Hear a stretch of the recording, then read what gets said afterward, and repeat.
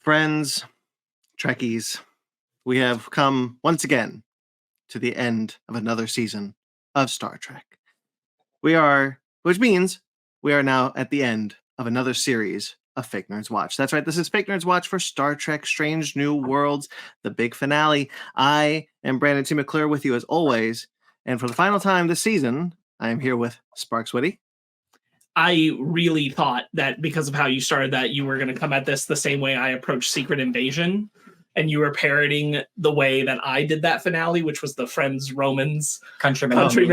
And I was like, oh shit, I didn't know Brandon hated this episode that much. And Ryan Eliopoulos. Hello, I'm here. It's the last time we're going to Spock it for who knows how long in this crazy land we live in. But hey, if you're watching this now, that means some good things happen. So hopefully we got a season 3 coming. A year and a half to 2 years, we'll see. That's right. We are here to talk about the final episode of Star Trek Strange New World Season 2, Episode 10, Hegemony. Directed by Maja Vavilo, written by Henry Alonzo Myers, who is one of the showrunners of this series. So let's just dive right in. What did we think about this one? Sparkz, why don't you go first? I have many nice things to say. I do. I think there's a lot of nice little things I'm going to highlight. So I want you to bear that in mind as I say my establishing sentence of, wow, way to go out on a season with a wet fart. Oh, Jesus. And Ryan, you're nodding your head like you agree. Yeah, I agree. I will not pull punches. I thought this was a weak ass ending. I thought this was a weak ass finale. And it's not the show's fault whatsoever, but we are also in the midst of a strike as we're recording this. So we don't know the next time we're going to see when this cliffhanger will resolve, potentially for a long time. And who knows if it'll even change because of things happening, blah, blah, blah. But like, this is the way you go out on a season 2 when the last time we saw the Gorn was over a season ago.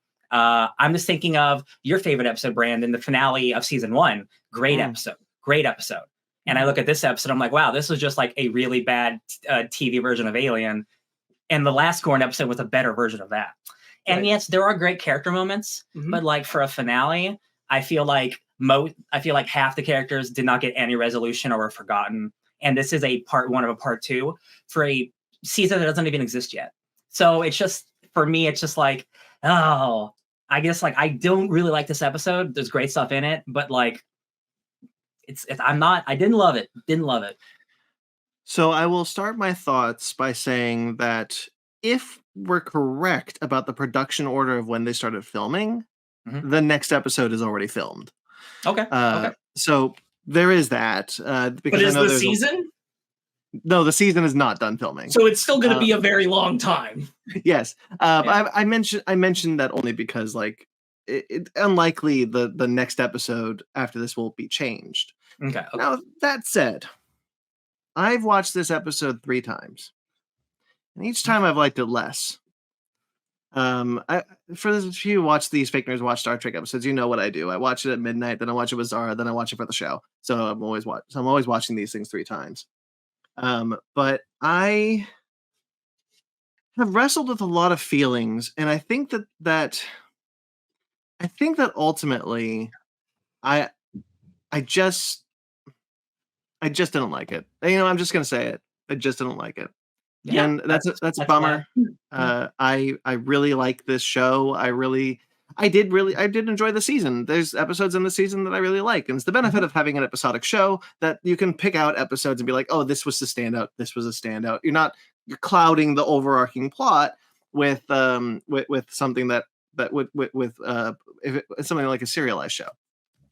But there's a lot in this episode that I just don't agree with. There's a lot in this episode that's an implication for the future of this show that I'm just not interested in. And we'll get into the 2 specifically later. But where should we start? I want to start I guess in a way working backwards. I'd rather start just talking about the fact that this is a part 1 of a part 2 and a cliffhanger. Because I think it's the number 1 problem with the episode. Is the fact that this is a to be continued that will not be continued next week. Ryan and I had a long conversation after we finished it where I'm like, this ending, great, honestly, if it's a 2-parter and we're getting the next part next week. If this were It's a great tension space to leave us in. Yeah. Regardless of like other problems that in the episode that we will address later, like just the finale, the tension of the attack, Captain, what are we going to do? Leaving it in ambiguity.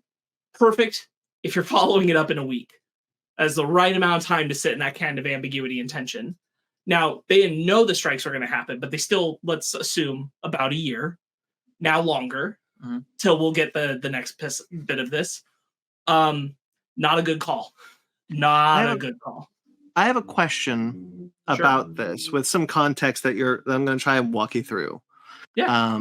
There's a very famous 2-parter in Star Trek: The Next Generation called The Best of Both Worlds. It's the episode where Picard becomes assimilated by the Borg. The very end of that first part has Riker give the order to destroy the Borg cube with Picard on it. That is the end of that season. Yeah. And there that does not get wrapped up until the next season. Now I know just from watching the behind the scenes that this was their attempt of doing that. Sure. May I ask, because I feel the same way, I'm agreeing with you.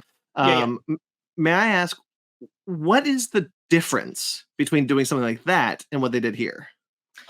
Do you want to go first? Yeah, because that was the conversation that we had. Sure. It is the ambiguity of it, because I do remember that exact thing from Next Generation, Ben, and that is him making a stern choice. That is him living. That is him doing something and him living with the consequences, and it's having to think about it for a year instead of what's going to happen. It's a mystery what's going to happen. If Pike was like, I have to save my girl, I have to start a war with the Gorn, I'm going to do that. And that's how we end the season. Then I'm like, damn, I'm excited for what's going to happen. Cause like, I don't know what will happen. Like, is there going to be like he's going to fire all lasers? Is that going to go through? Like, but it's just like left on a kind of like, who knows? We'll find out. Cause when we write it, and I'm just like, I hate those kind of endings. It feels honestly kind of lazy. Like we're not bold enough to make a choice. So let's just put it out there and see what you guys think is going to happen.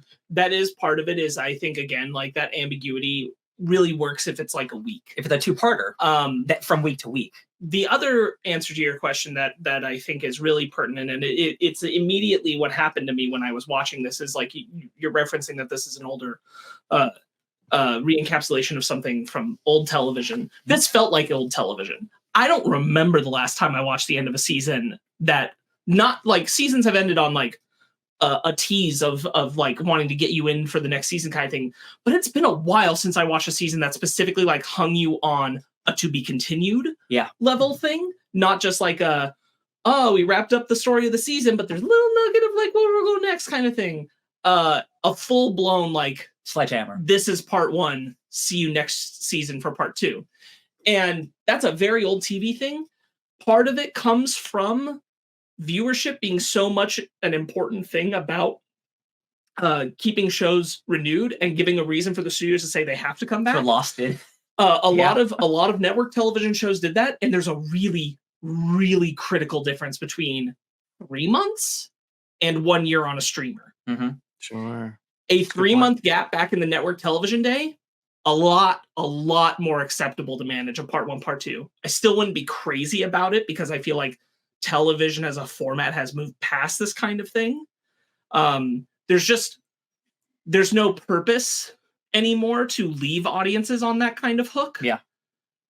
From a business standpoint. And it is something like even back in the day, audiences would get frustrated about. Twin Peaks does it at the end of season 1. Sure. With Cooper. Yeah. And that absolutely frustrated people. And it pulls a network audience back in because they're like, oh God, I gotta know. Yeah. And like that works, but I think and you can say we're spoiled, but like we are so much in a culture that doesn't do that anymore. Yeah. So then to not only, I understand like wanting to reference it, but to not only do it, but do it on a show that, again, at best would have come out in a year. Like that's a really big difference from what they used to pull with the part 1, part 2 between seasons. And the other, go ahead. I want you to go because I've kind of got to collect myself on the next piece. Well, I was going to just mention an anecdote in response to this discussion, if you don't mind. Go ahead. there's a show that I really love called The Lost World. So Arthur Conan Doyle's The Lost World that aired on TNT in the mornings. Love that show. Ran for 3 seasons. Every season, they were concerned they were going to get canceled. So they never ended on a cliffhanger. So by the end of the season, everything was wrapped up. Except for the 3rd season when they got cocky. And they were like, okay, we're going to end the 3rd season on a cliffhanger because we're pretty certain we're going to get the 4th season order. And they were canceled. Mm-hmm. Yeah. And I mean, like, that's a risky wager back in the day. Like, Buffy did this at one point. Star Trek, The Next Generation would do this. The reason they would do it is because, like, it's not just encouraging the viewership to return next season. When you're at the caliber that a Buffy or a Star Trek show is, you have a little bit of weight to throw around. So it's saying, you can't cancel us. Yeah. Our audience is too big. You will get so much shit. You have to bring us back so we can finish the story. And it's a win-win because you will draw in viewership and you'll get another season of a show. Right. And again, like, it's a bygone idea. And, like, I would feel very differently if they'd wanted to homage this and we're pulling a Yellow Jackets. For reference for you, Brandon, Yellow Jackets season 2 had its whole season come out, and there is one episode that is coming out 6 months later. So in between season 2 and 3. It's isolated and separated. Now, they didn't have a to be continued thing to lead into that. This is just like it's extra. Like a special. It's like an extra separate special episode. But if that was the point, saying like our real last episode of the season is a bonus episode. There's 11 episodes in the season, and that episode will come out in 3 months, just to kind of leave you dangling for a moment. Mm-hmm. I still wouldn't be crazy about it, but I'd like it more than the situation we're in right now. Sure. That's what I think that's the baffling part of the decision. Go ahead. That's why I brought up the fact that if we're correct about the production schedule, then that first episode of the 3rd season is filmed. So there was a lot of people talking about how, because of the strike, that they should just edit that and get it done and put it out as like the special episode that you're talking about. And I think now that I'm kind of, and like me, after seeing this the first time, I'm like, it's fine. You know, I've dealt with. I'm a Star Trek fan through and through. I've seen these for decades. Like I can wait till the next season. But now that kind of talking about it and seeing the episode and kind of like digesting it, I'm like, well, you know, maybe it would be a good idea to just release that first episode of the 3rd season and just be like, here's the end of the cliffhanger. We'll see you next year. I think in light of the strikes, I think it would be a smart call. Yeah, honestly, and already the backlash, because I know there has been some about this finale. Mm-hmm. I think it would be the smart call to just put that episode out, and be like, psych, season 2's 11 episodes. You're welcome. Yeah, I think it would be the better choice than extending the wait on this cliffhanger, because then you go to, I'm just not even that hot on like the stuff we're going to be waiting for anyway. That's also the thing. Like, I kind of want to just be over it. So when I come back for season 3, the first episode I watch in season 3, I want to be like, welcome back, Strange New Worlds. Here we go. Fresh start. Let's do it. I want that vibe. I don't want, oh yeah, this is where we are. Yes. I'm pretty, they've been such an incredible team most of the time and had so many good calls and choices overall in a general sense, with a couple of things we've mentioned as we've talked about this season. It's truly baffling to me to have made this decision. Yeah, I have a question, Brandon, because you watch the behind the scenes stuff and like with the creators, like the Gorn stuff has been, you know, a foreshadowing thing happening, and it's going to be something big. Like season 1, we got a little bit. This one is like we're teasing into the next season. Is like a big Gorn conflict. Does that feel like a big thing that's going to happen for, you know, like this is going to happen for episodes of the season? Like, does this feel like a big thing that's coming? Because if it is, I'm not interested, to be honest. So because you brought that up, I want to be clear. Is there anywhere smaller that we want to go? Because I got a whole thing about that question that you just asked. I'm simply asking, do you think they will be a primary like antagonist for the entire season? Because unless like they radically change them and we start seeing talking Gorn and they're way different than we thought, they're just like, it's just like they're ugly elites from Halo that I'm just like, nah, that's not, it feels like action Star Trek, and I'm just not here for that. I don't care about that. I will only to kind of it's tied to getting into the Gorn, and it's tied in talking about why the cliffhanger didn't work for me. Mm-hmm. Because the season started episode 1, letting us know like tensions were high with the Gorn, and there was a Gorn conflict of some kind was going to come. Yeah. The fact that it's in this season at the end and unresolved is really frustrating. Yeah. Because they set it up from the beginning and brought it all the way to this point, and we're not even getting closure on, even if it's not closure on the whole Gorn and Starfleet thing, just this encounter. Again, just another part of why that choice really baffles me. So let's get into the Gorn. So I'm gonna get really deep into this because this is something that's really frustrated me. Get my snorkel mask. How deep is your Gorn?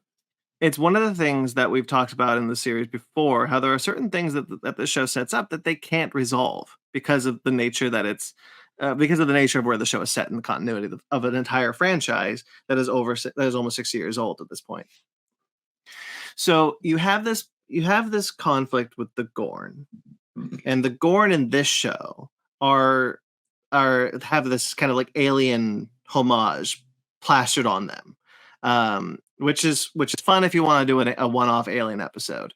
But the further you get into it, the more you have to peel back the fact that this is just a homage, a superficial homage at that. And if you're going to actually, you got to start deciding, are we going to do anything with this? Mm-hmm. And the answer appears to be no. And that's what's really frustrating, because the Gorn as a species, as presented in this show, it doesn't make sense how they're spacefaring. How does this species have warp capabilities? That's what I was telling him. That's what I was asking him. Because, like, I mean, obviously he doesn't know, but like we don't know. I'm just like, they feel like they have evolved them past their 60s dudes in suits look. Like they are now, like I made the comparison to Halo. Like when he's having the fight at the end, that dude looks like an elite from Halo. And I'm like, I think they are trying to like upgrade the Gorn in a massive way. But again, if they're going to connect it to the 60s show, they can't really be this big a threat because they would wipe out the universe, right? So here's the problem. Here's the issue with in Star Trek: The Original Series episode "The Arena," which is the first episode we ever meet the Gorn, and the toga wearing lizard dude, and I update the design. It's fine. I actually really like the new design. I think it's really cool. Yeah. Because we get our first look at an adult Gorn in this episode. That's one thing I do like, is that we finally get to see what the adult Gorn are going to look like. And it's a practical effect. It looks really interesting. Yeah. To their credit, they're able to obscure how much they might be shifting from the original designs because of the spacesuit tack on aspect of it. Oh yeah. Which I think is smart. Like, good for them. Yeah. Honestly, like just visually, it's one of my favorite sequences is with Spock and Chapel in the Gorn. But the whole point, look at those beautiful guys. Love them. Walked right off a Godzilla set. The whole point of that episode is that Kirk sees the Gorn, a non-humanoid species, a lizard-like species, as a monster. Right. And he learns in that episode that this monster can talk and is intelligent and is spacefaring and is really and like that's the point of the episode, is that the reason why Kirk and this Gorn captain are put on this planet is to learn that both of them aren't actually that different. And in your mind. So that's what's begun to frustrate. That's one of the things that's begun to frustrate me about how the Gorn are portrayed in this show, because you can never, ever have the crew of the Enterprise realize that about the Gorn. So for the entirety of the show, these Gorn have to be monsters because the resolution has to be in a show that aired almost 60 years ago. That's because Uhura and Spock are there, and they're the ones directly dealing with so that. Yeah, because they would say something like, "Oh, this is nothing like the Gorn we encountered before," or something. May I posit the most optimistic take on this? Please? Sure, I'd love it. I'd love to hear it. Which is that Pike in this episode is suggesting he starts at a monster is just a monster sometimes, and also because he's super optimistic, is like there has to be something we can connect with, some way we can reason with them. There's an intelligence here. And he kind of remains the only person who seems to think that, at least vocalizing it in this show. And now with Patel on the line, he might back entirely away from even thinking that anyway. Yeah. So I think that there's room where they can keep it in a nebulous of Pike thought maybe, but then he was like, nah. And you can have your conflict with the Gorn without them ever really speaking with each other, because it's also the spacefaring part, though, isn't it too? Though, because like they're not supposed to be known for that. I want Sparkz to oh yeah, finish sorry. So what if they decide to have Starfleet in full conflict with the Gorn next season? I feel like we can do a lot without actually talking to or seeing the Gorn themselves. Like, we can know their spaces, know their ships, and know what planets they're attacking or harvesting or that kind of thing, and do a lot of like Enterprise crew dealing with Starfleet pushing a campaign that not everybody's on board with, especially people who are just coming out of the war with the Klingons.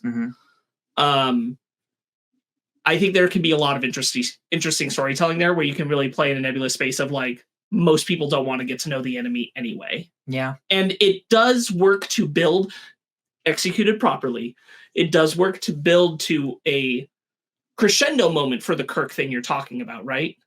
Because that makes it even more of a, oh, aha, we've had such a long time of conflict you have now seen, where everyone has always assumed, and everyone has pushed aside all their best judgments because of XYZ reason that they feel the Gorn are monstrous and are motivated to continue to think so.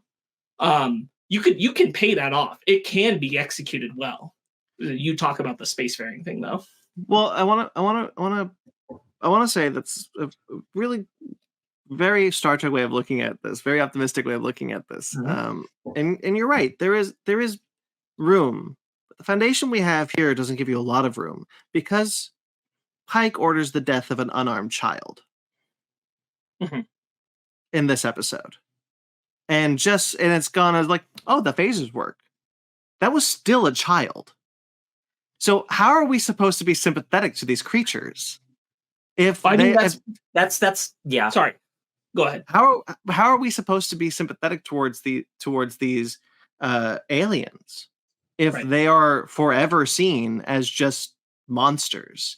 And the show, this episode and I get that there's the line where Pike is like, oh, maybe we could talk to them. Even April is like, oh, we have to learn how we can talk to them. I get that it's there, but the episode is actually not that interested in it, because the episode is far more concerned with doing an alien pastiche. And that's what's frustrating here. I agree with you. Unfortunately, for reasons we've already mentioned, we are only being given half of the story of what this particular encounter is supposed to be. So who knows if that's something they're building to some more thinking and thought about, right? I think like part of where it's going to be is like, you got kind of, in a very broad sense, I feel like you have one of two ways that we come out of this, right? Pike either committed to saving the rest of his crew and protecting Patel and saving her life, engages with the Gorn, and thus, as representation of Starfleet, puts Starfleet in conflict with all of the Gorn. Or he doesn't, but the higher ups on Starfleet do take this personally now, and they've started full conflict with the Gorn. That Enterprise is kind of like, don't know if we should do this. So whichever route you pick on that, you have characters that you can have, again, championing like, these are monsters. There is no reason to consider them another way. And that is part of the point. Like, the callousness of shooting the youngling, part of the point is that is still how they look at them. And that's coming all the way from Quality of Mercy, you know, which was also dealing with younglings. Youngling. And that they have reasons to just like, both because of La'an's nightmare stories and their personal encounters during that previous finale, to not give the Gorn any ounce of extra thought. Quality of Mercy was the Romulan episode. The Gorn episode was the one before that. Sorry, my bad. No, it's okay. I would get a text from someone. I want to head that up at a Gornulan. That'd be horrifying. I hear what you're saying, but I feel like they've regressed the Gorn so much into this alien pastiche that I think they committed to the wrong thing because they wanted to do this alien thing. And so like my thing, when I first saw how they were handling the Gorn with the Gorn kids, it doesn't make any, I'm going to have to, there's a lot that I need to get through with this Gorn thing. So I apologize. This episode might go a little longer than normal. But like they've regressed it so much that I don't understand this species. And then when we first saw them, I'm like, you know what? We're getting some more about the Gorn. It's a species that we only saw in two episodes of Star Trek beforehand, and we're going to learn more about them, and we're going to have so much more context here. But 3 episodes in, and all I'm like, yeah, that was a cool alien homage, but what else you got? That's the thing. Like I everything you said, Sparkz, I love, and I hope, I pray that's what we get. I just don't trust. I don't trust like what they've given me to turn into that whatsoever. Like I just think it's going to be like either a bad outcome or a worse outcome with the Gorn, and like either we're gonna forget all about him next episode, or it's gonna be prolonged, and I'm not gonna care about that either. Just because what they've given me, it is just an alien thing. And I want to be clear, like I like these writers. I like the writers team. This is still the same team that gave me season 1 of the show, which is a great show. It's one of the best seasons of Star Trek, I think. So like I do trust them, and I'm sure, and I'm always willing to be like, hey, look, I love Picard season 3. If I was coming out of Picard season 2 into Picard season 3, and I didn't, and like, I would be insane to say I'm really excited for Picard season 3. So like I'm always willing. I'm always there for it. I want to see what you're going to do for me, what you're going to give me, what else is new. But that kind of also comes down to a thing that we're getting into with the Gorn, which is I don't understand how this species operates. I don't understand how they've broken the warp barrier. I don't understand how they reproduce. And like, no, I understand how they reproduce. I don't understand why that's. If you take away people, you are depriving a species of natural reproduction, which should be illegal. And yet, however, they are monsters, but for trying to survive. And so like I'm so confused by all these new elements that they've added to the Gorn to create this monstrous, like, oh, they're so dangerous because even their young will burst out of you and kill you. But like, I don't understand, like, is that if eventually the Federation does make peace with the Gorn, and you're telling me that they're just like, here, have a couple people, make a couple babies. Yeah, we'll bring them to a sheep farm. One thing that I considered, do you think that somebody is using the Gorn to get to the Federation potentially, like helping them get, like, potentially, like the Gorn didn't have warp drives, and they're like, hey, someone was able to talk to a Gorn somehow, the Gorn commander. He's like, hey, I'll give you a warp ship. Well, they can talk. We just don't know that yet. They can talk. There you go. So yeah, so maybe, the head Gorn was like, yo, evil man, evil Klingon man, evil whoever. Romulan man. Kim Kardashian, whoever. Eric Bana. It would have to be pretty early in their timeline. I guess the Federation could still exist, but they have to be like a long con on this one, because this is not a new species that are just coming into space. They've been here for decades. I guess it's not without the realm of possibility. It could be kind of interesting to go that route, that there is or even if it's not that they gave them technology, or if it's just like someone is manipulating them into conflict, could be interesting. Because they're animals, basically. I'm sorry. I'm curious. Why is it a problem that they can fly ships? They fly now. We knew they flew a ship in season 1, did we not? Yes. Yeah. Okay. But because I think they're known as monsters, and they impregnate you and they burst out of your belly. So I understand why it would freak out Starfleet, but I'm asking, like, textually, is it a problem that they can fly? It is not. As a non very Star Trek immersed person, to me, it doesn't seem like an issue. It is not an issue. It is not an issue that the Gorn are a spacefaring species. Okay. And the fact that I have led you to believe that is on me. I'm not making my issue with this clear. The Gorn as a species are warp capable. And that is canon, that is fine, that is good, that is all great. Okay. This species of Gorn, as we are seeing them, are no different than a xenomorph. And a xenomorph can't fly a ship. So my issue is how the Gorn are viewed in Strange New Worlds.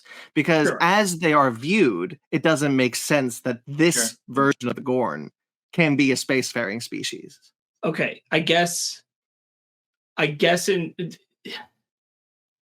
I hear you because of like the alien thing, but like they're not aliens, so like they just look like alien. They're doing the same egg bursting thing. At the end of the thing, he's trying to input a code or whatever. So like they're intelligent enough, so I think to fly ships. They're just the show has not communicated that well enough because they're doing the alien thing when they're actually more intelligent than they're even letting anyone to believe it. I want That's to say what the you're issue. saying. Yes. That's the issue. That's what I'm trying to get at. Is that the show is not interested in showing me that this is an intelligent species because they're more interested in doing the alien pastiche. Well, can't they? Isn't that the point?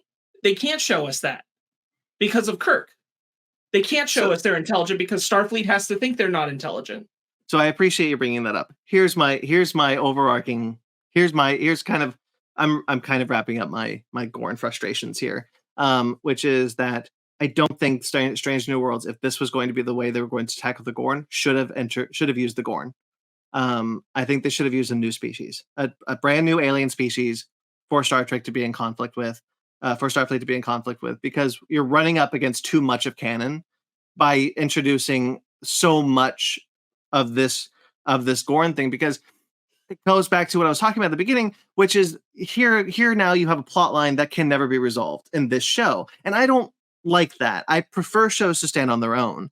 And for this show, as this first part is offered me, I am just not crazy about the fact that we will never see how this version of the Gorn is the same as the Gorn that we meet in the original series, because we can never see that. And that's a bummer. That's really sucks, because I'd really like to see that evolution. But because the resolution cannot come in this show, it's kind of giving me, I don't want to say this word, but it's kind of giving me blue balls. Is it kind of like Star Wars thing where like if something happens in the Clone Wars that just can never get resolved because the movies have already happened? Is it that kind of feeling thing where it's like you just have to live with it? A little bit. I'm sorry. I guess like I don't. Maybe we should watch the episode. I guess I'll say like this feels too harsh, but I guess I don't care. Because like that's kind of what I'm saying about if this is the overarching thing. No, but like I don't care. I don't care that we don't learn that they're intelligent in Strange New Worlds. Oh, sure. Like I don't think that doesn't seem important. If the text of Star Trek says that they don't learn that till Kirk learns it, then right, nobody learns it until Kirk learns it. I haven't seen the episode in a while, but as far as I remember. Okay. So then you're telling me that let's say we have 3 episodes of Gorn, are we just gonna have tons of alien things because they can't do anymore? Because they're limited to what they can do. So that doesn't seem like a good thing. I don't want that. Right. I don't want them to be limited in what they can do with canon. But I don't think it's a problem to put our characters and Starfleet as a whole in a position where we, knowing better, if you do or don't, either way, can criticize their prejudice for not being willing to learn more about the Gorn or engage with them. Like even every time someone even kind of thinks I'll do it, they suddenly are motivated by my partner who I romantically care about is about to burst out a baby. Yes. Therefore, I now see them as monsters, regardless of the fact that I was trying to consider their civilization. And I don't think that's a bad story element to do of our characters slash Starfleet at large having to be seen as like, yeah, well, they were kind of wrong.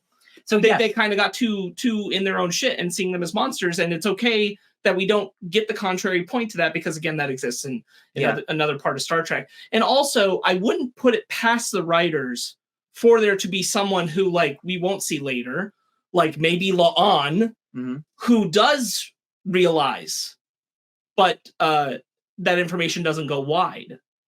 Here's the thing, like again, everything you're saying is lovely, but if we're gonna get more of this type of episode, I don't want to watch it because I did not like this episode. Everything you're saying is like, oh, if we're going through the through line of what we're seeing, then the next 4 episodes I'm not gonna want to watch.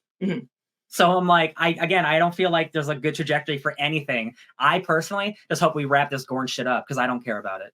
We can't do anything interesting with them because we're limited by canon. And this show has shown me they're not capable of giving us an interesting Gorn story outside of their aliens because they can't do anything else. So like, throw it away. I'm kind of with Ryan on this one. I get what you're saying, Sparkz. I really appreciate. I do too. I don't point of view. I really appreciate that point of view, like more than you know, because like I do think that the fact that you're very much right in a way.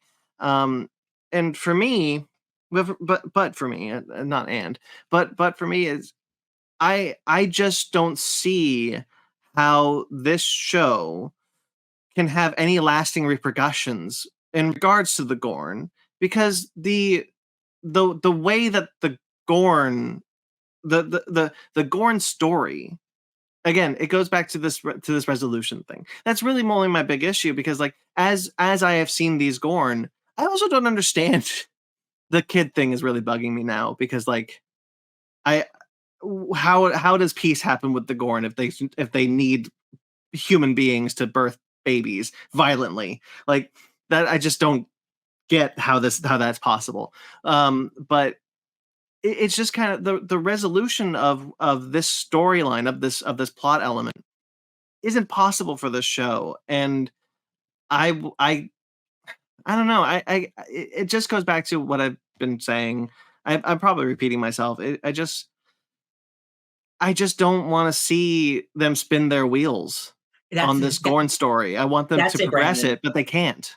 It feels like spinning wheels. It feels like we can't really do much, and this feels like we're going to take a lot longer time than we need to for this particular story. And it's a thing where I think they got invested into it too early, and they couldn't back out of it, so they just had to commit to it. And now, like, I just don't think it's working.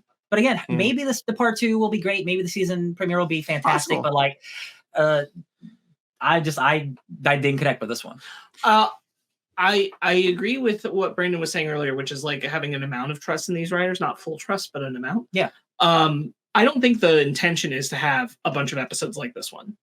I meant involving the Gorn, and it's like they're being aliens, and we can't really show how smart they are because of other things. Right, but I'm really Star Trek stupid, so I apologize. But like,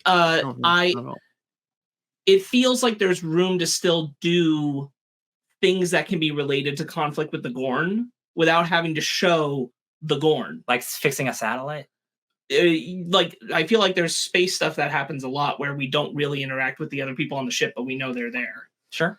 But with Gorn specifically, it's like they attack people. Right. Without, like, they're not. But without having a hailing situation. I'm just saying, like, I feel like there's room for them to write, like, the navigatable way around, like, tension with the Gorn. Sure. For this kind of storytelling, without us having to all the time see an alien level episode. I feel that. I personally just don't know if I want that. Right. Because like, again, it doesn't feel like it's going to lead to anything. You know what's even worse? Sorry, we really should talk more about what's. You thought of a worse outcome?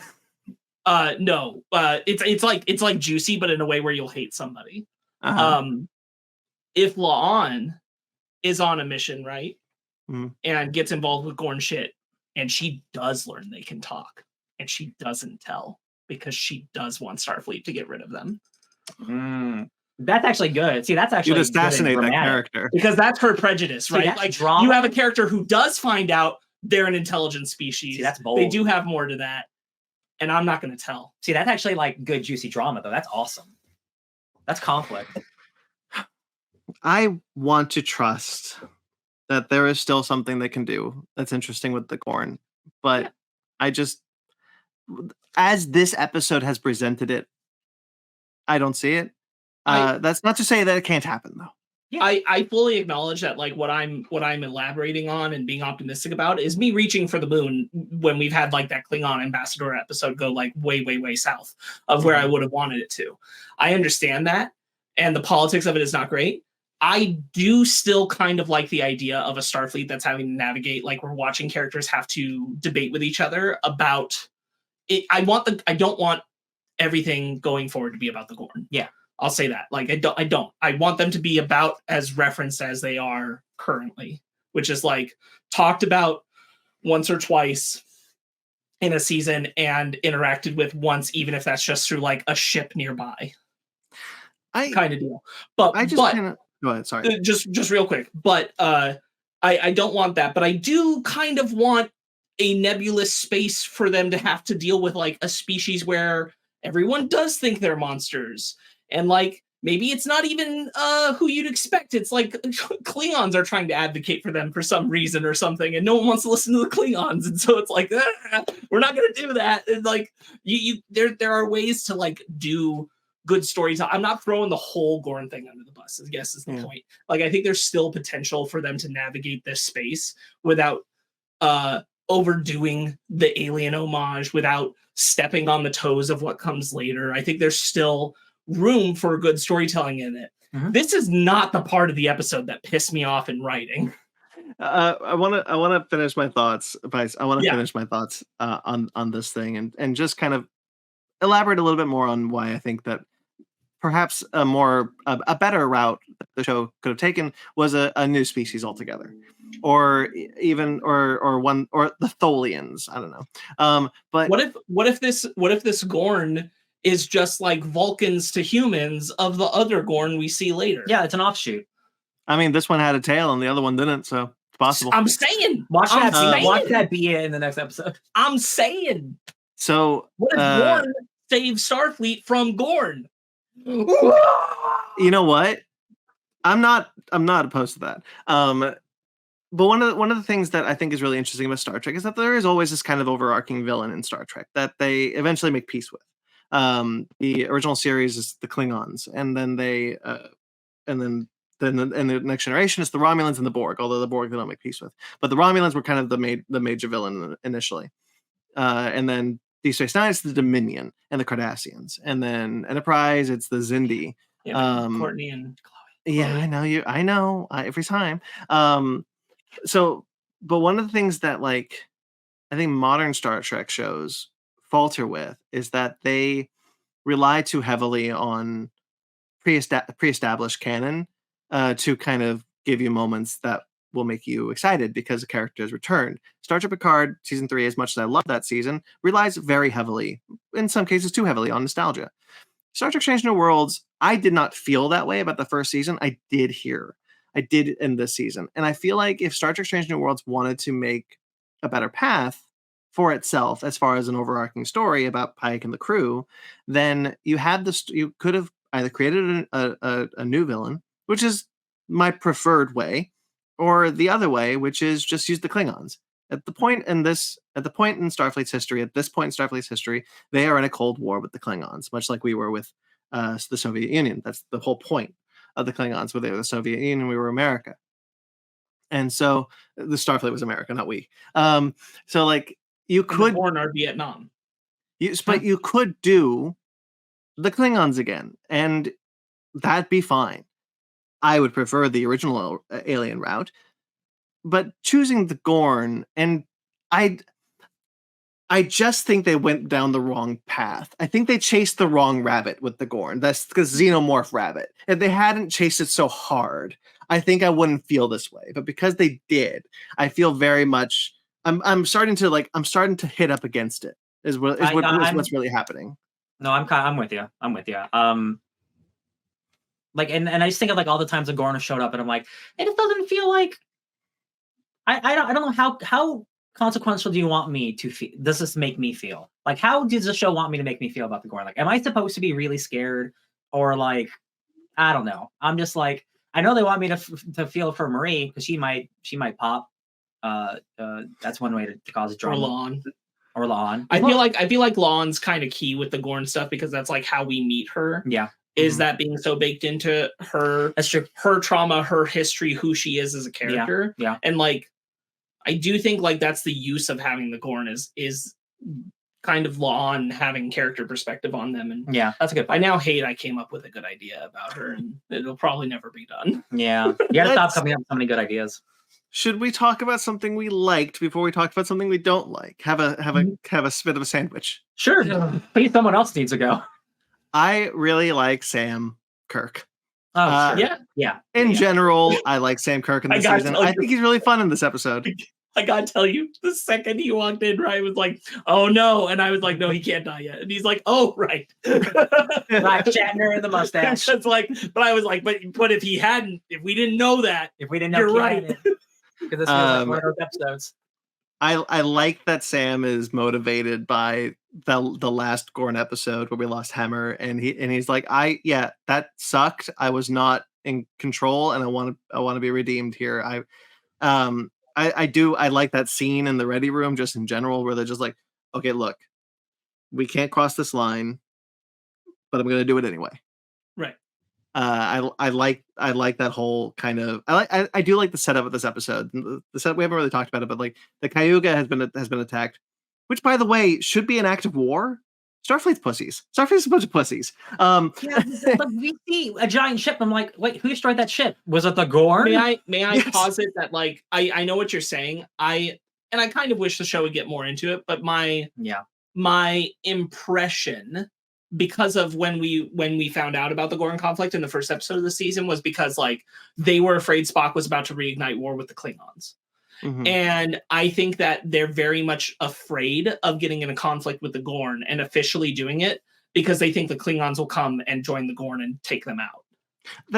You're absolutely correct. That is absolutely Starfleet. I make the joke. It's not really a joke. It's kind of a joke. It's like 50% a joke. Starfleet is so afraid of getting into a conflict with any species at this point, especially because they're just coming out of a very costly war with the Klingons. So going into another conflict with a species that is far more advanced than the Klingons are. Like a Gorn ship could destroy a Federation ship like it was tissue paper. So it's very, they don't want to do it. So if they can avoid it, they will. However, the destroying the Cayuga is definitely an act of war. And the fact that April isn't like, hey, maybe we try to figure something else out is weird to me. Right. No, I agree. Like I think I do wish that it had shown more of like the discussion in the room. Frankly, if just April had told Pike, like, we can't. Like we can't. We know the Klingons are waiting for us to do something just like this. I'm sorry, Chris. We can't because the second we enter a conflict with the Gorn, not only will the Gorn be tearing us apart, but the Klingons will join them, and we're done. Make it more dramatic. We're done. And I do wish that like the show wanted to lean on that idea heavier. I just do think that's kind of the context of why we're not seeing Starfleet be like, that's an act of war. Yeah, I mean, you're absolutely correct. I am exactly where you're at. Where I would have liked to have seen that a version of the conversation where April was a bit more explicit about like, look, we just can't get into a war right now. It's just not. We just can't do it. Cowards. Yeah, we're being positive right now, so I'm gonna. I really like the whole opening, pretty much up to the ready room. Yeah, the whole opening all the way up to landing on the planet. Yeah, I'll say. I think all the effects are great. The tension is great when the shuttle comes down first and they've lost communication, and then the ship looms out of the sky. I'm like, oh, I'm feeling it, baby. This is tense. Here we go. It's bad times. And I'm invested and I love it, and I like all the characters like caring about it because like both Patel and Chapel are on the line and being invested in that and everything. So really, really strong opening to the episode, I think. Just overall performances, writing, character effects, all that. The thing that pissed me off in this episode. I want to say one more thing real quickly. I really like when they see the Cayuga destroyed and Pike says, no assumptions. Let's figure this out. And they're trying to kind of like piece together, like, okay, how can we find this person? Is there a chance anyone's still alive? Let's be Starfleet real quickly. Let's not get emotional right now. I really like that moment. Let's think in the old ways. What would they do without any tech? Smoke signal. Yeah, exactly. That was a little all right. So the thing you hate. I now remember what it is. Okay, look, the number one thing, like I don't give like it's a lovely discussion, guys. I love having it with you. I get where you guys are coming from, especially with Star Trek history. I don't give two shits about if we learn that the Gorn are intellectually advanced in this episode or not. Mm-hmm. None of that matters anywhere near as much as what the frick does Spock have to apologize to Chapel for? What is that garbage? What?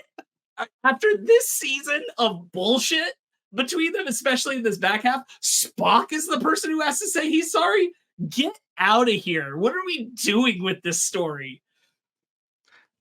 I didn't think about that because there's another thing that really pissed me off. But you're absolutely correct. That is really funny. I genuinely went into this episode thinking like, they can't possibly make me any more disappointed or upset with how they've handled the Spock and Chapel relationship than I've already been. It can't be done.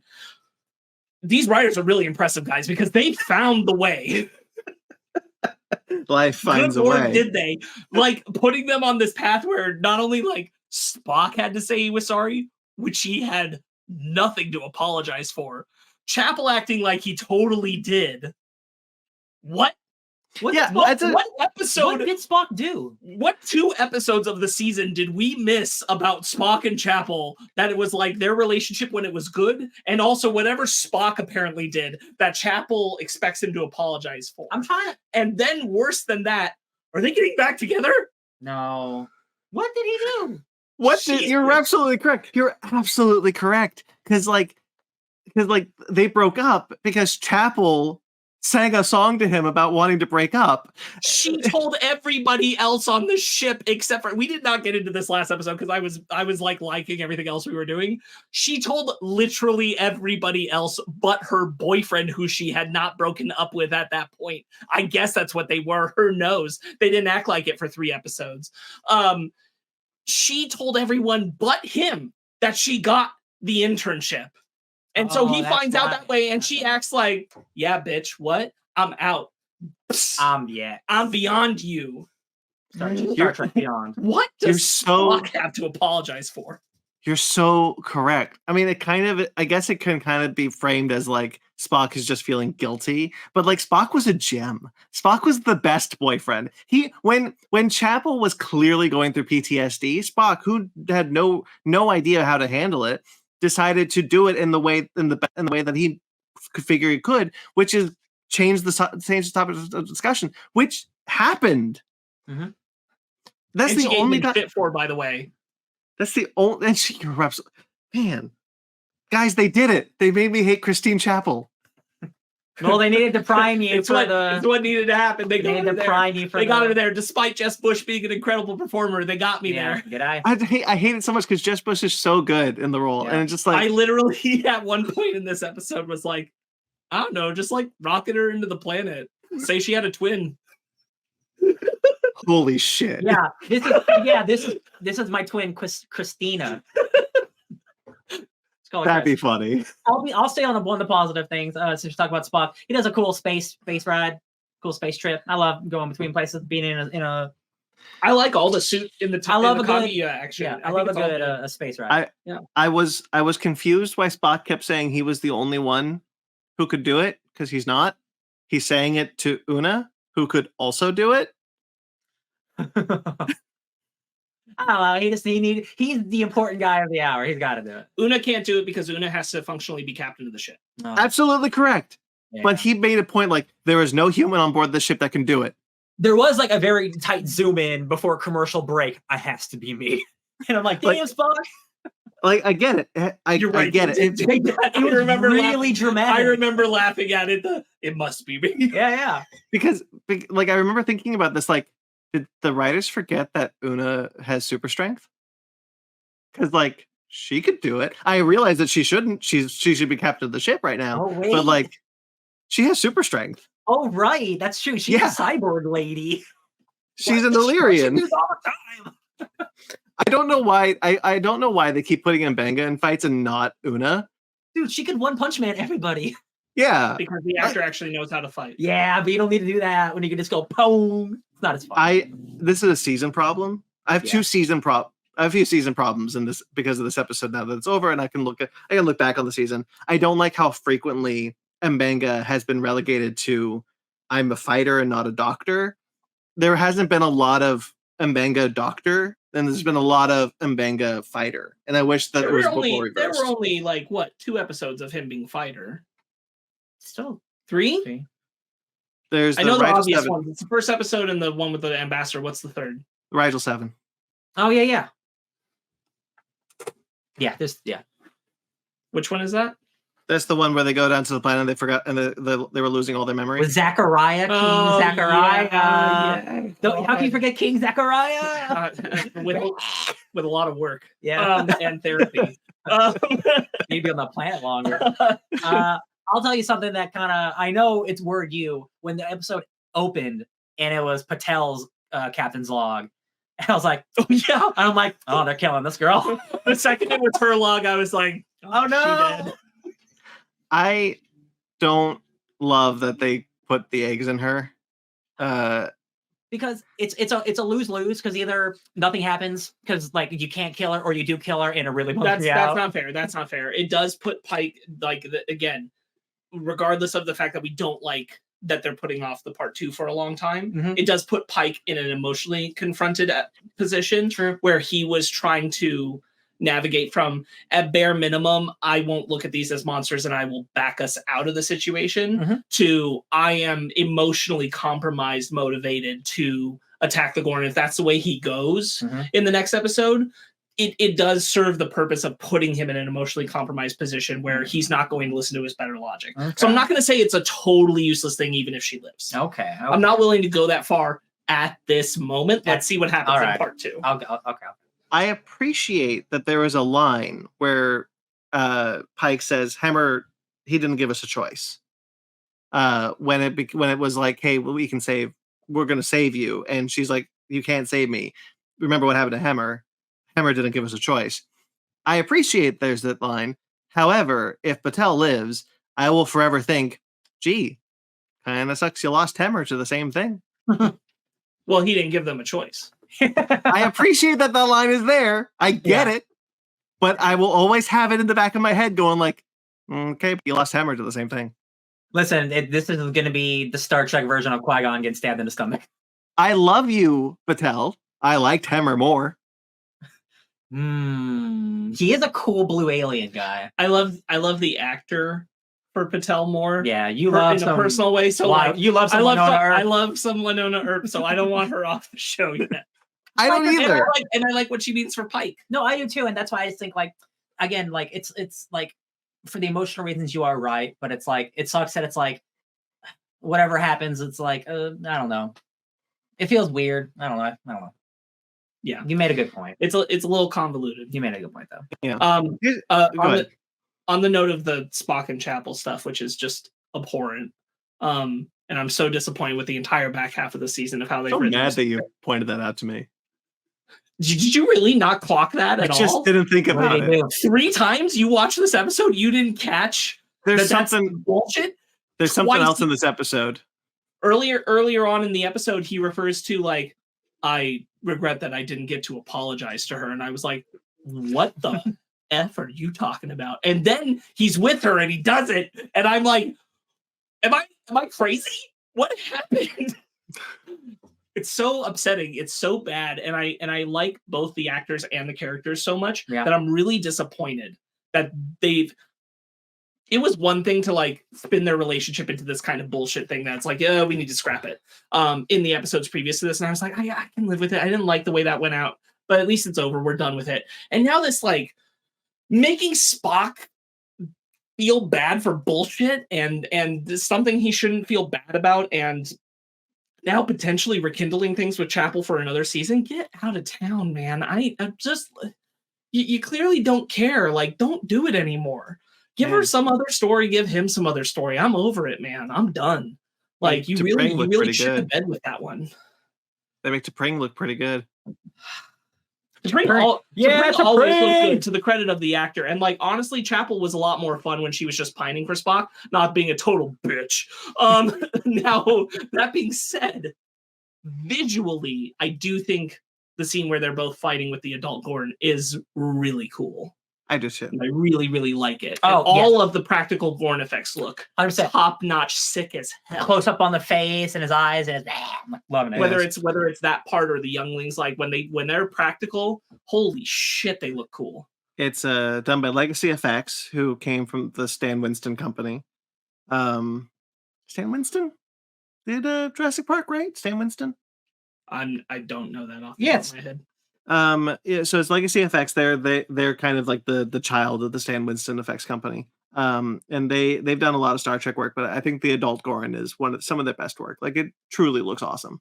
It looks real good. Like, to be honest with you, for me personally, it's me kind of like, I don't know, I'd watch some more Gorn. They look pretty sick. Real quick, I'm just looking up Does anyone know why Spock was sorry for the What? Chapel? And I did find some articles saying none of that, but maybe in Strange New World season 3 that Chapel's fiance, Dr. Roger Corby, there could be a fun love triangle if they do get back together with Spock. And I'm like, just don't get them back together. I'm like, because that sounds like something that could happen. I don't want that. I want you to know. Tell me why Spock was sorry.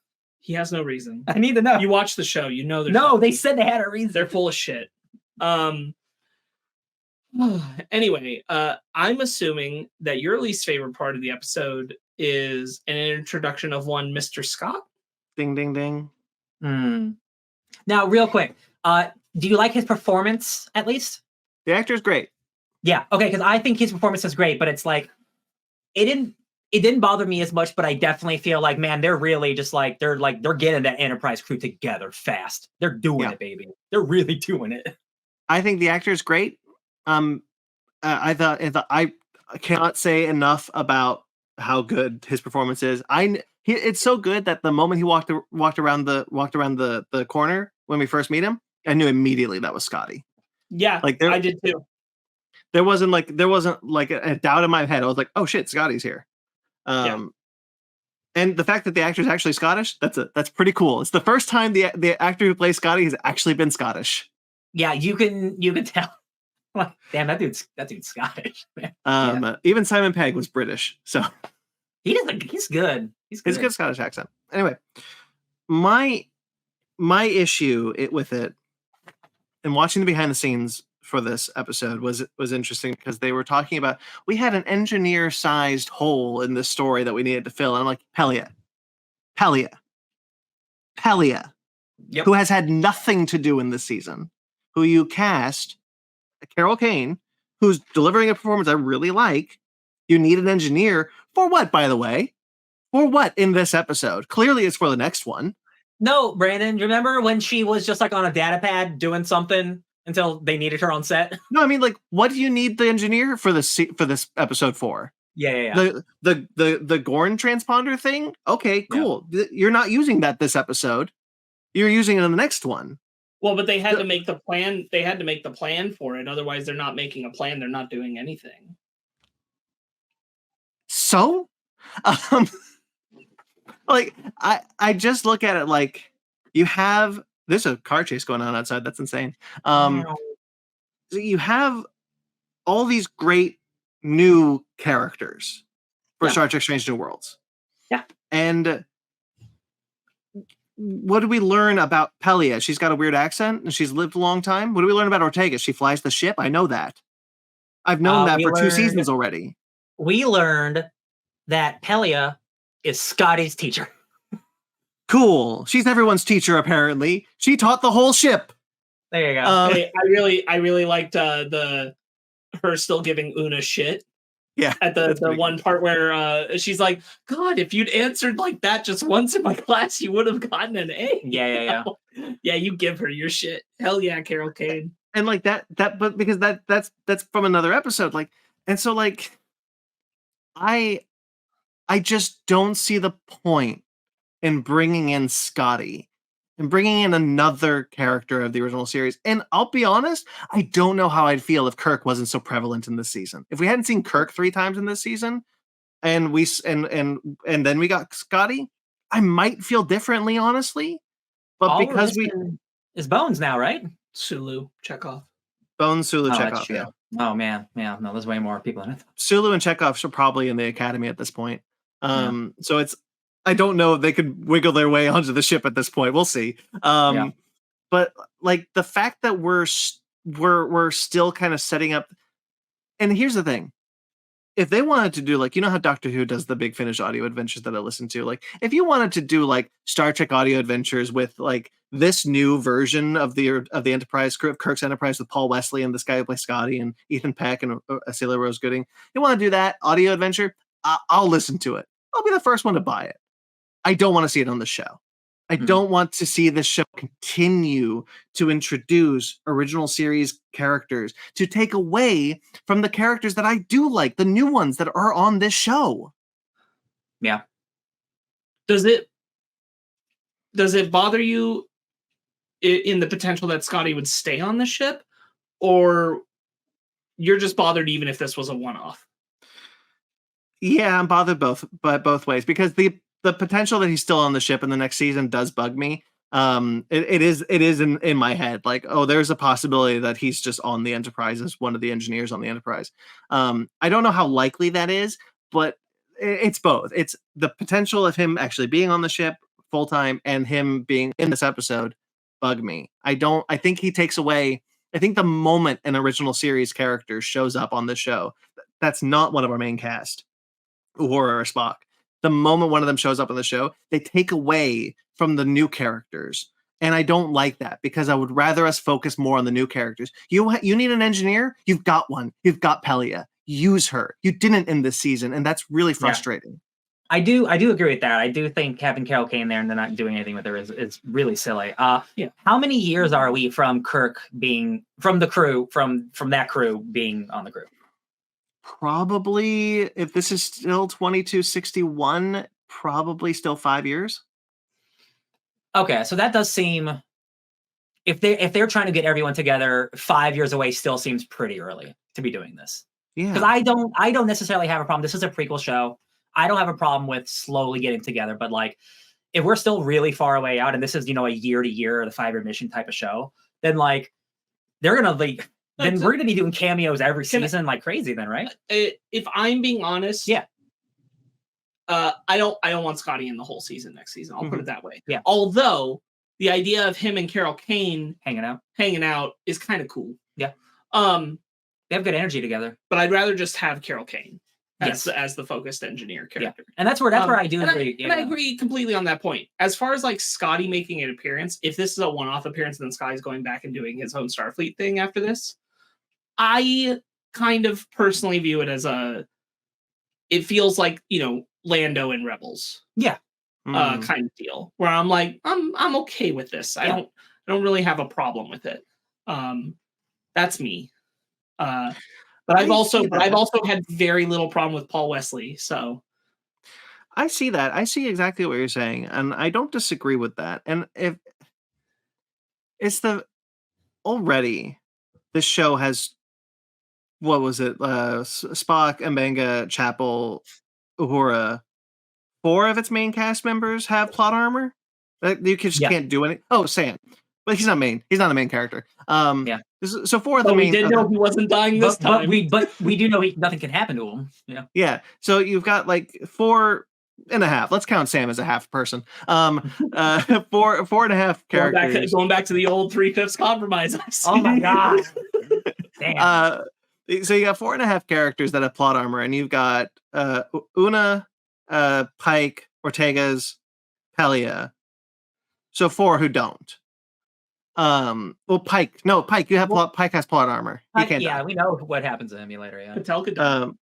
Yeah. What? Patel could die. Patel can die. Oh, she's the half. She'll be the half. She's the main character. Now we got a hole. We get a hole.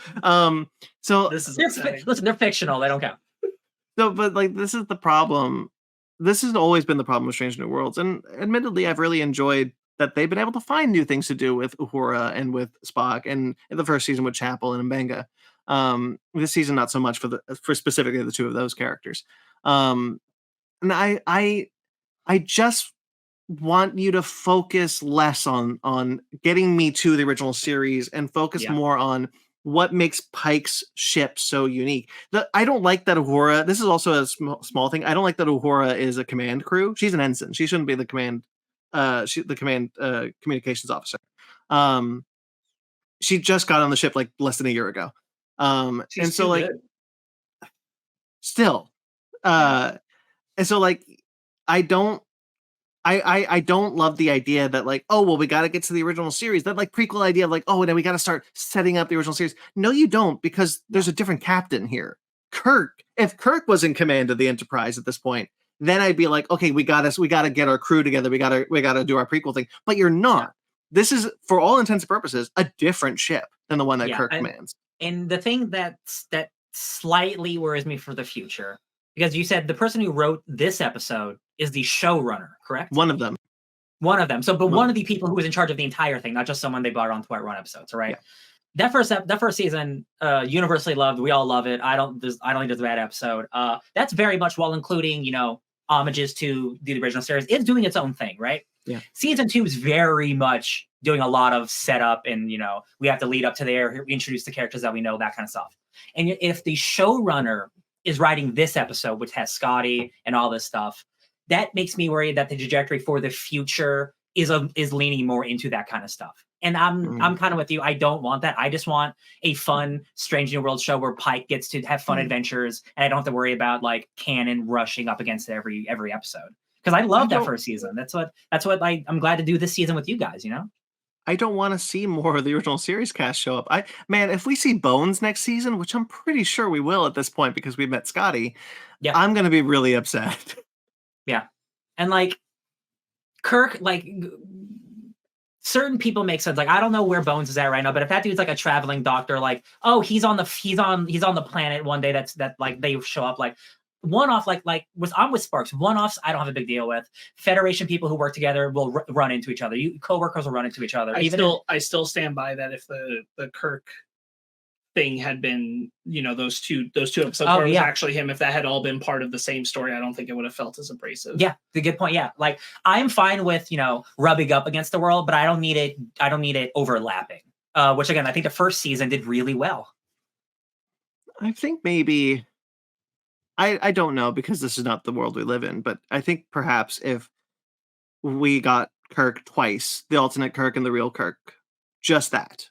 Yeah. Then perhaps I'd feel differently about seeing Scotty. But as it is, I just think that in this season, too much of the original series took away from Strange New Worlds.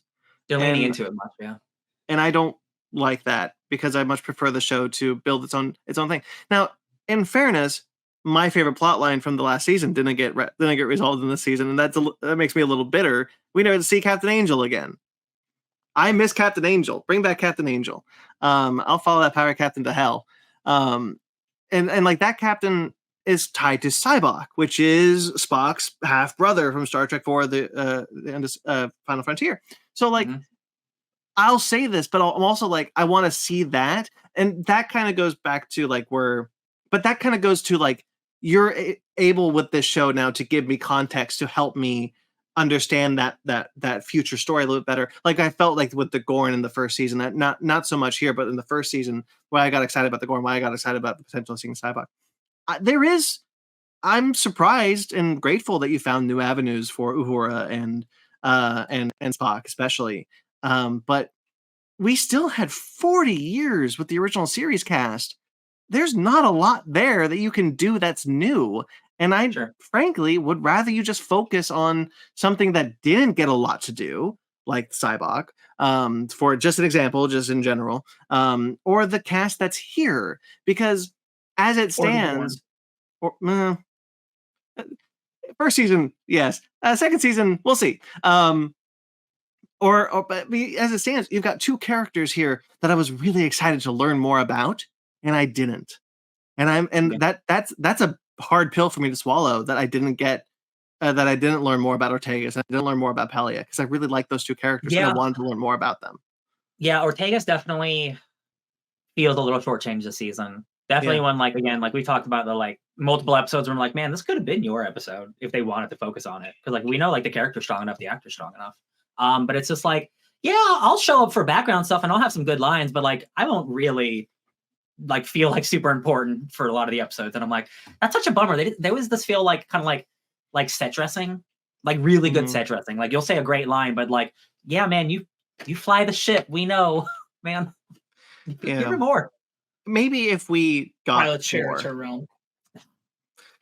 Oh my god. Cut it out. Maybe if we did get more, I'd also feel differently, right? Mm-hmm. Like as it stands, I just feel like the showrunners have a problem where when they bring an original series cast member as a guest star, it just sucks the air out of the new cast.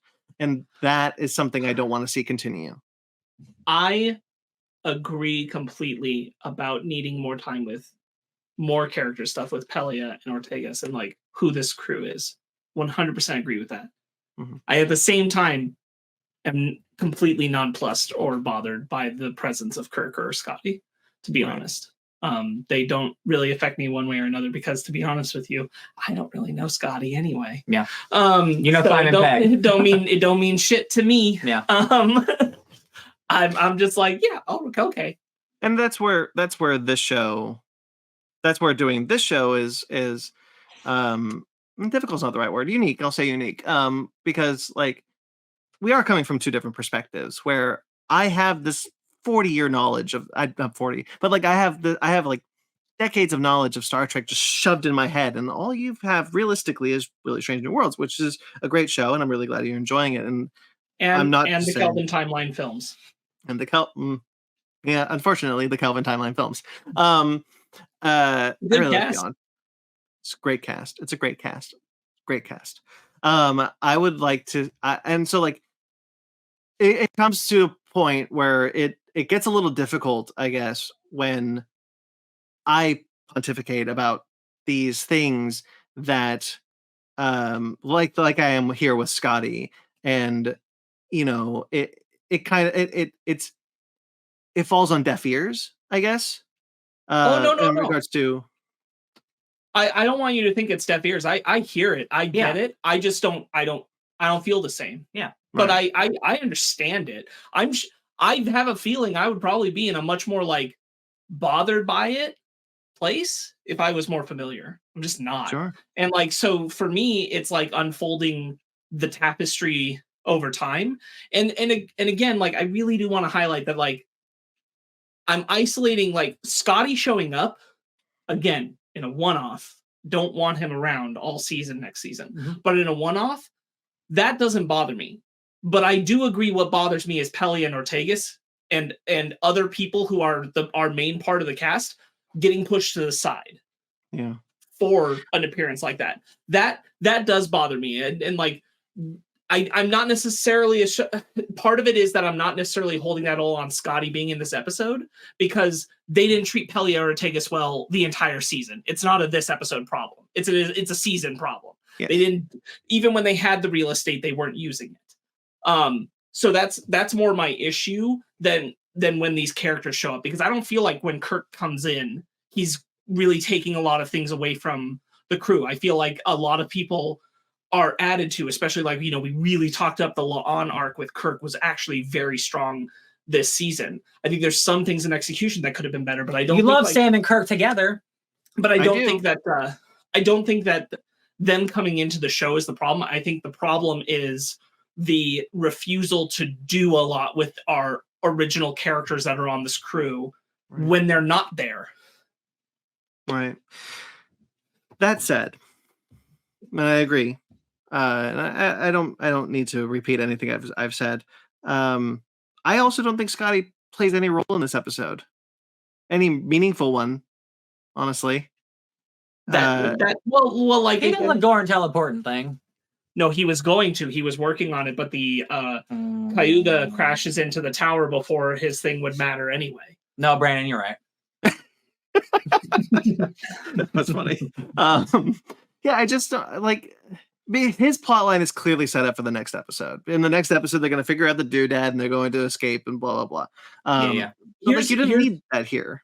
Well, here's where I'll really get down on the Scotty appearance thing. Down. What it shows is that they had absolutely no idea what story they wanted to tell with the people being on the planet where the Gorn were.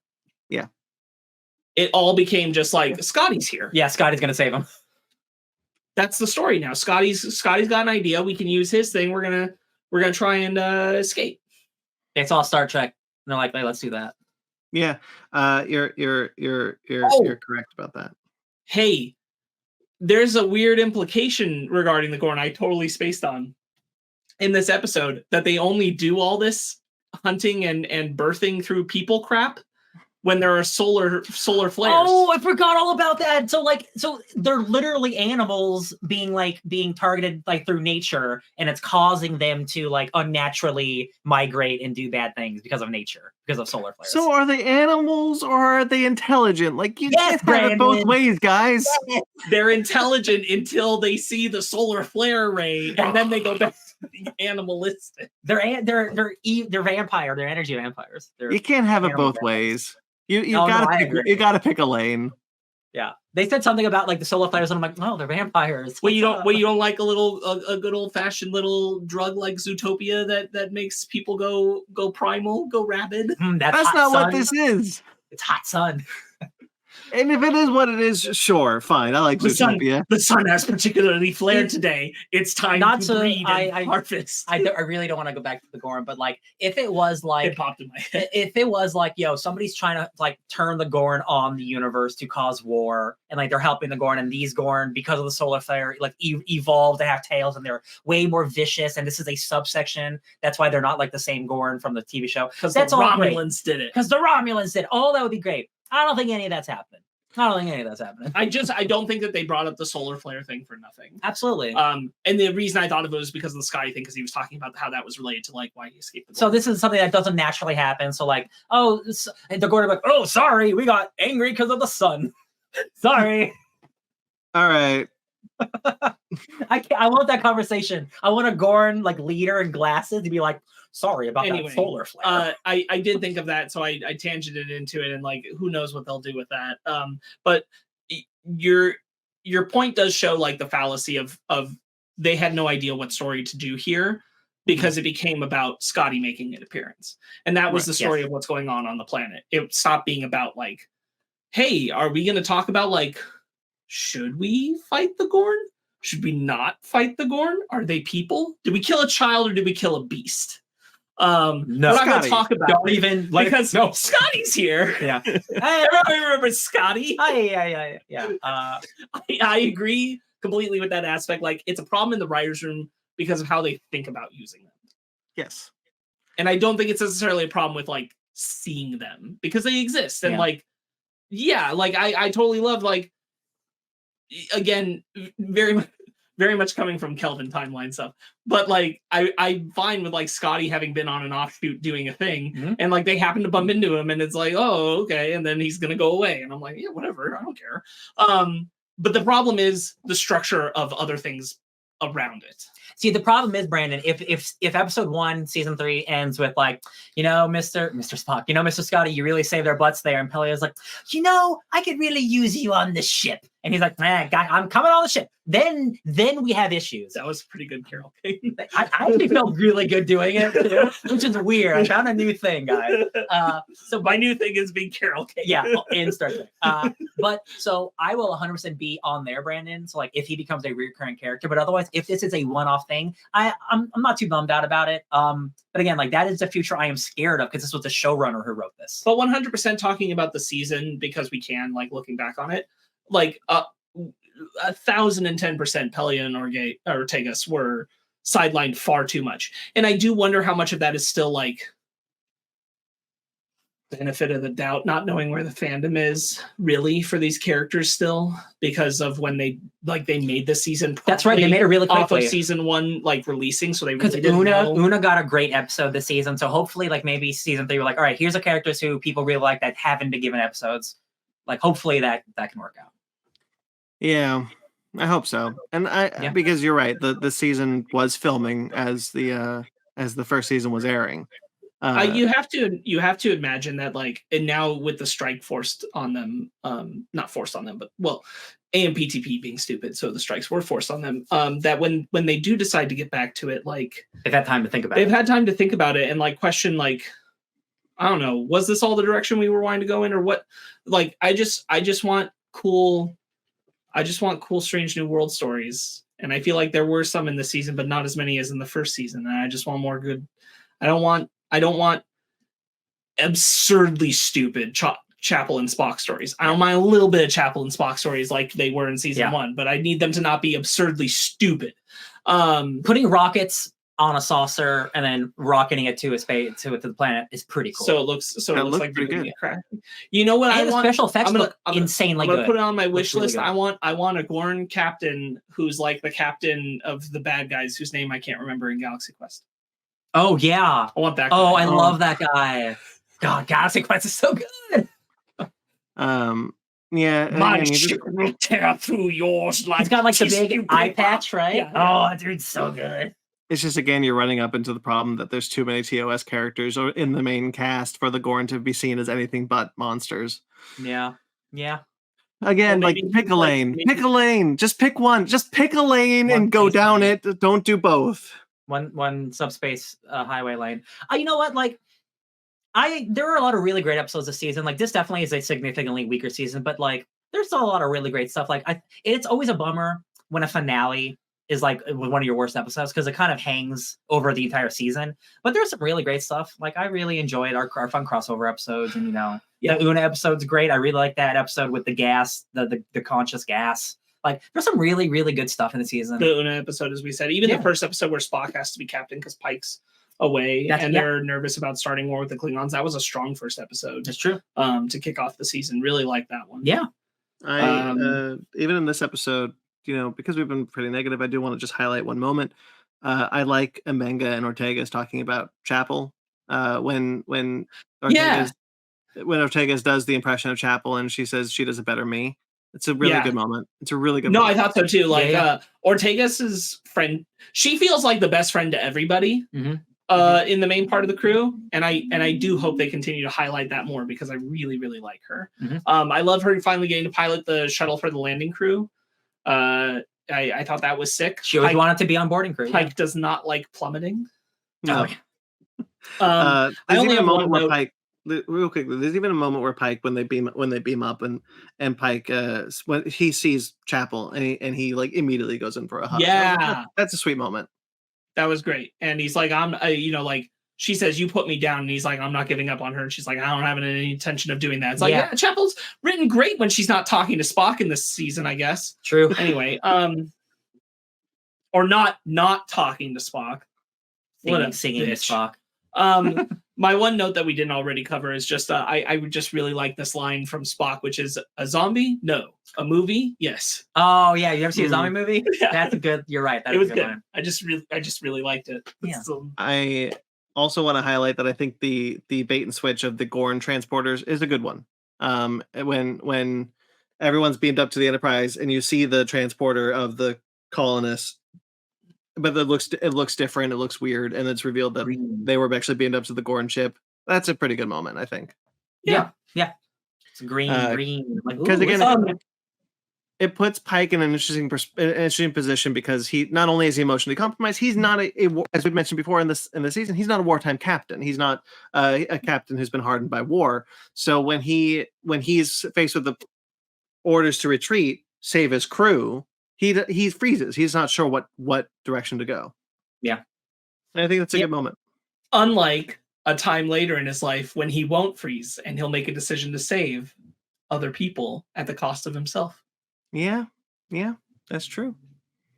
Although I do kind of wish that we got more reckless Pike, because he knows that he can't die.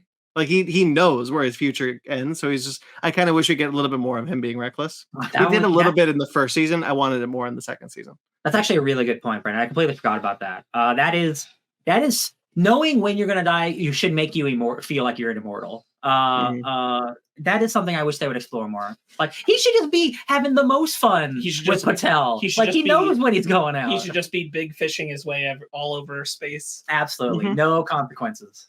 Good reference. Thank you. One of my favorites. I think because we've been fairly down on this episode and talking about the season in retrospect, let's do something I don't think we've ever done before. Let's go back. It's also because it's a short season. Let's go back to all the episodes and we're going to keep this real quick. We're not going to rate every single episode. We're just going to do thumbs up, thumb middle, thumb down. Okay. For the episode. Let's see my memory, and we'll kind of guide you through what is the episode about. We're not just gonna be like episode 1. So episode 1 was the broken circle. That's where Pike's not captain, Spock has to be there, and they almost start a war with the Klingons, but Spock avoids it. Thumbs up. I'll give that a thumb middle. That's a thumb middle. Okay, you're gonna be a harsher grader than I am. I can tell already. I like the episode. Can I give it an in between, a middle, and an up? No, thumb up, thumb middle. We're keeping all right, so it's unfortunately a thumb middle. Stop trying to halfway the halfway. I gave you thumb middle, damn it. Emperor. episode 2 is the Una episode. That's a big thumbs up for me. Yeah, that's a thumbs up. The Una trial episode, probably, frankly, I think the best episode of the season. Probably. For me personally. Tomorrow. That's the alternate universe with Kirk and Lon story. That is a thumb middle for me. If I'm only given 3 options, I'm going thumb up. I'm going thumb up. Yeah, I'm going thumb middle because straight up the middle of that episode just like dragged like nobody's business, and I did not like it. I like that episode more by proxy of the better stories told using its foundation later, but I still not hot on that episode. I agree with a lot of the criticisms, but I do remember thoroughly enjoying it. So I'm gonna go thumb up. Episode 4 is Among the Lotus Eaters. That's your King Zachariah episode with the memory forgetting. That is a thumbs down. That is a thumbs down. Y'all don't love King Zach? That's a thumbs down. That's a thumbs down. Sorry. Down. First bad one. Charades. This is the one where Spock has to do the whole ritual to bring his family. That ultimately leads to him ending up with Chapel. But the episode overall, thumbs up. I love it. Big thumbs up. Good episode. Thumbs up. I love it. Thumbs up for sure. Lost in Translation. This one is the Kirk coming on board the first time, the real Kirk episode, and so it's Uhura with the gas and recognizing the people are in there, and Kirk's first interactions on the starship with everybody. I'm gonna do thumb middle. That's a thumbs up from me, I'll say. I remember Space Gas. I really like the Uhura Hemmer and how that played out stuff. Yes. There's some flaws, but otherwise I think it's really good. Zombies. Those old scientists, that's of course our Lower Decks crossover. That's a big thumbs up for me. Episode 8 is Under the Cloak of War. That is our Klingon ambassador episode. That's a thumbs down. That's a thumbs down. I have to hold on. Give me one moment. I know we wanted to make this quick, but give me one moment. I gotta think here. Process it. Think about it. Got away with murder. Got away with murder. Instigated a fight. Let's do some training. They really fumbled the ending. So yeah, it's gonna be a thumbs down. Yeah. Episode 9. I was thinking to myself, like, could I give it a thumb middle? But no. I want to, but I can't. Yeah. Subspace Rhapsody, that's episode 9. That is our musical, so that's a big thumbs up. And episode 10, our finale, the one we talked about today, Hegemony, that is a I'll say thumb middle because I'm holding out for that part too with optimism. I'm gonna say thumb middle. I'll do a reverse. Like I will change this to a middle once part 2 comes out if it's good, but right now it's a down. Yeah. I will say thumb middle because I think no, the Spock Chapel thing pissed me off all over again. I thought about it as a thumbs down. Yeah. Hold on. Let me get my final thoughts real quickly because right now I'm gonna give it a thumb middle. Right now it's thumb middle. This could change by the end of the sentence. Right now it's thumb middle. I think the cast of this show is still very strong. I love them. Oh shit, I'm out of good things to say. All right, thumbs down. So I didn't have any middles. I only had up and down. Yo, Brandon, the Gorn, Scotty, Chapel and Spock. 3 major things. You didn't like any of it. That's your whole story. That is a thumb down in the pie. I was thinking of it because as an episode, like I think it's paced well. The cast is good as always, but like after I got through the cast, I was like, shit, I'm out of things to say. Yeah. All right, so let's see. The point, though, in all of that is, even with us having some different opinions on some things, overall, still more thumbs ups. That's a passing grade. Downs. That's a passing grade, baby. Still mostly some good episodes here. Absolutely. Yeah. I gave 5 thumbs up, 3 middles, so it's almost 7 episodes that I like. So yeah, you're right. It's not bad. I do think, looking back, there are characters that I wish got more focus. There's even a plot line I just wish was in this season, but it's not. I think it's not paced as well as the first season. Episode, the placing of certain episodes is just weird. I don't understand why Under the Cloak of War is bookended by the Lower Decks crossover and the Subspace Rhapsody. The 2 funnest episodes. Yeah, I don't get why that is the case. No, it's a poor choice. So like I think the season is overall weaker than the first. For the first season, like every episode, I was like, this is my favorite. This is my favorite. This is my favorite. This is my favorite. Like literally until the final episode of that season, where I was like, this is my favorite episode of the show. If I had restructured this season, I would have completely removed the Klingon ambassador episode from this season.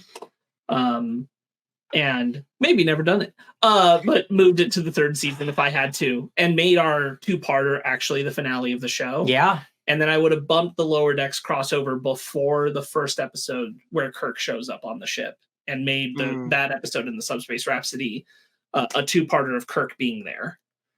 That comes after. Sure. Well, that would be a better season.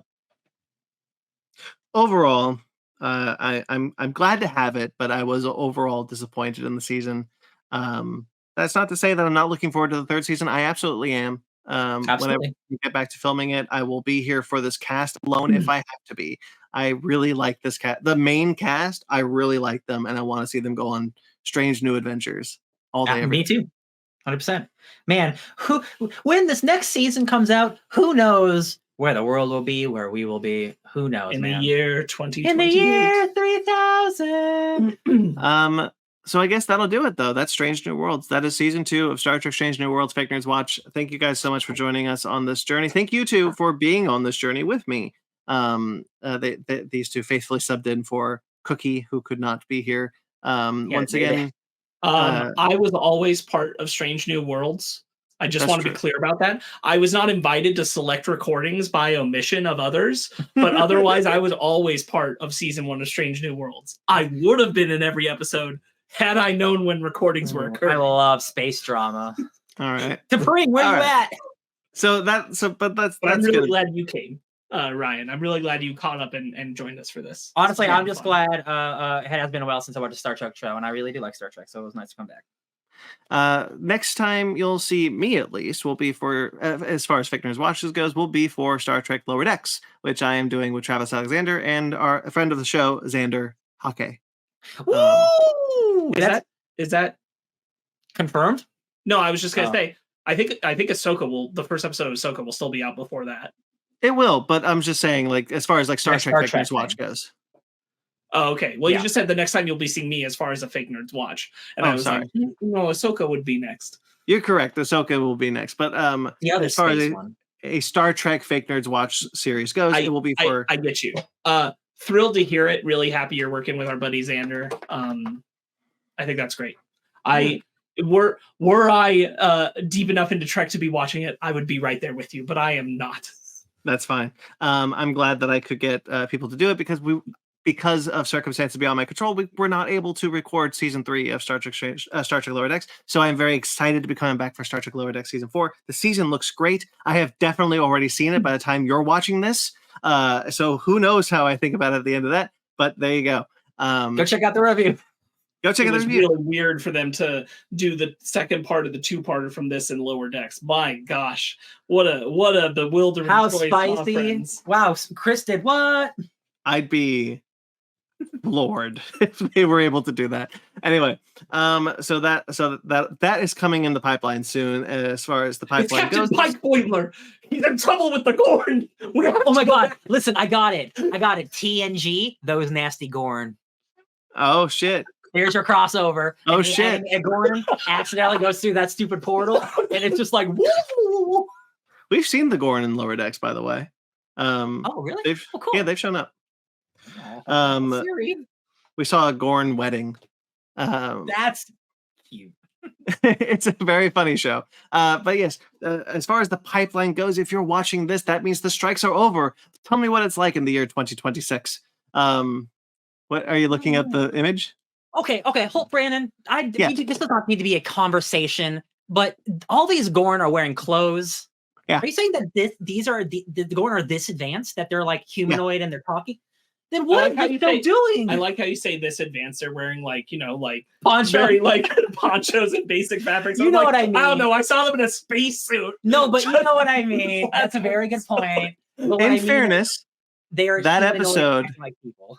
That episode aired before Strange New Worlds had aired. All right. So, all right. In fairness, you get a pass this time. But yes, that is unfortunate. Because again, if that's what the Gorn are supposed to be, then what are we even pretending to do with this alien thing? I agree. Yes. Now I'm. It's coming to me. All right. So anyway, that's that. Guys, the strikes are over. Thank you so much for joining us. They grew What? back their tails and pissed them off. Yeah. I said the solar flares, man. Oh my God, it's the tail thing. They're like Saiyans. Yeah. I want to see a Super Saiyan Gorn now. They need scouters. Anyway, though, look, there's plenty of more things coming in the pipeline because we've been recording throughout the strike, so we just haven't been seeing any of it. So stay tuned for what's next. Be sure to check out our website at fakenerdpodcast.com to catch up on everything that we have been doing, that we are putting out, that we did during the strikes, that did release during the strikes, such as Basement Arcade and Fake Nerd Book Club, both of which have plenty of episodes that you guys can check out, that we had a great time recording. So first check out that website, fakenerdpodcast.com, where you can check out all sorts of all the feeds, all the audio feeds, all the playlists on YouTube. That's all there, all updated, what the latest thing is. And as well as you can also check out our Patreon and our TeePublic, which are linked below as well. But they are on our website as well if you'd like to support us financially. Thank you very much. We would greatly appreciate it. That's that, though. We can find us on Fake Nerd Podcast and all the social medias, Twitter, Instagram, and Facebook. We're at fakenerdguys@gmail.com if you'd like to send us a letter, maybe a Star Trek letter that I can read for the lower deck. It's too late. But Strange New World Season 3, maybe. I keep forgetting. So you can, but you can find me at BT McClure on Instagram and Twitter. You can also find me writing for AtomicGeekdom.com and KaijuRamaMedia.com. Sparkz, where can people find you? You can find me just waiting for the next solar flare to turn me into a rabid, impregnating, harvesting flesh animal. At Sparkz Witty on Instagram, Twitter, SPARKZ Witty. And Ryan, where can people find you? You can find me sad that I'm not going to be able to spock it up with my friends anymore over at DJ Tony Snark all over the internet. Subscribe to us on your podcatcher of choice. Rate and review this. Rate and review wherever you get us. Like this video. Subscribe to this channel. And until next time you see us, guys, live long and prosper.